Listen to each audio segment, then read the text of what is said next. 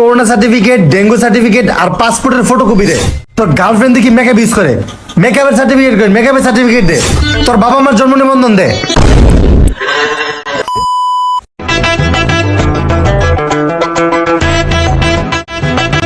ওই খারা খারা খারা খারা বাইক অফ কর, খারা।